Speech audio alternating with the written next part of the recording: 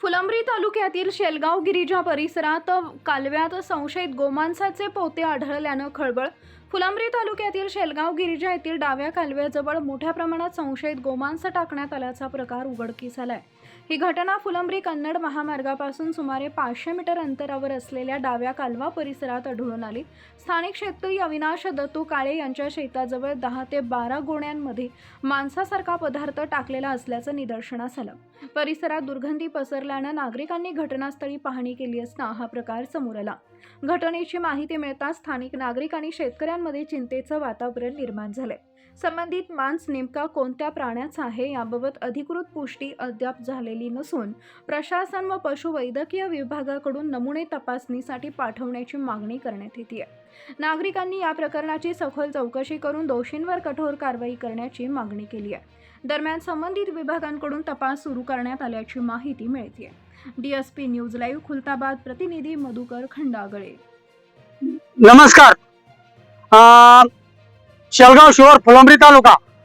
आपण बकरीवीज झाली कोणी अज्ञात व्यक्तीने गिरजा प्रकल्प उजवा डावा कॅनल याच्यामध्ये जवळपास गोमांस आणून टाकलेले गाईचे मुंडके वगैरे तुम्ही हे बघू शकतात. आणि 20 ते 25 गोणे गोमांस आणून टाकलेलं आहे हे तुम्ही बघू शकतात. शासनाशी या गोष्टीवर लक्ष करणं जास्त गरजेचं झालेलं आहे. गोमांस पूर्ण आणून टाकले तुम्ही मुंडके वगैरे बघू शकतात. मला स्थानिक शेतकऱ्याचा कॉल आल्यामुळे मी आता स्पॉटवर आलो. तुम्ही आता हे मुंडके वगैरे बघू शकतात. हे गोमांसचे मुंडके हे बघू शकतात तुम्ही. तर आपल्या हिंदू धर्मामध्ये गाईला हे गोमाता म्हटलं जात आहे. आणि आपल्या पंतप्रधान वगैरे जे हे असतील ते गोमांसावर भरपूर काही कायदे काढलेले आहे. तरी आज वैद्य रीतीमध्ये गोमांस कापला जात आहे. आणि तुम्ही हे बघू शकता 20 ते 25 गोण्यामध्ये इथे गोमांस आणून टाकलेलं आहे. तर DSP न्यूज पत्रकार मधुकर खंडागळे खुलताबाद प्रतिनिधीला जेव्हा आम्हाला कळलं तेव्हा आम्ही स्पॉटवर तयार झालोय. आणि हे तालुका फुलंब्री येतोय, शिवार शेलगाव ही घटना झालेली आहे. तर आपल्याला एवढं सांगणं आहे याच्यावर कठोर कारवाई होणं गरजेची आहे. आता बघू शकते मी सांडव्यामध्ये सुद्धा गोमाताचे मुंडके तुम्हाला दिसू शकतात. कोणी अज्ञात व्यक्तीने आणून टाकलेलं आहे. आपण पाहिल्या शिकवण्यावर आरोप करू नाही शकत आहे. तर सांगण्याचा विषय एवढाच आहे माझा. शासनाने याच्यावर लगेच लक्ष करून गोमाताचं रक्षण कसं केलं जाईल त्या बाबतीत आपण कायदेशीर कारवाई करणं हे गरजेचे झालेली आहे.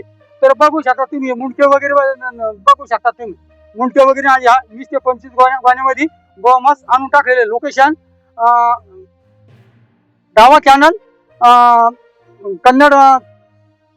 फुलंब्री कन्नड मार्गापासून 500 फुटाच्या अंतरावर इथे गोमांस आणून टाकलेले प्रकल्पामध्ये.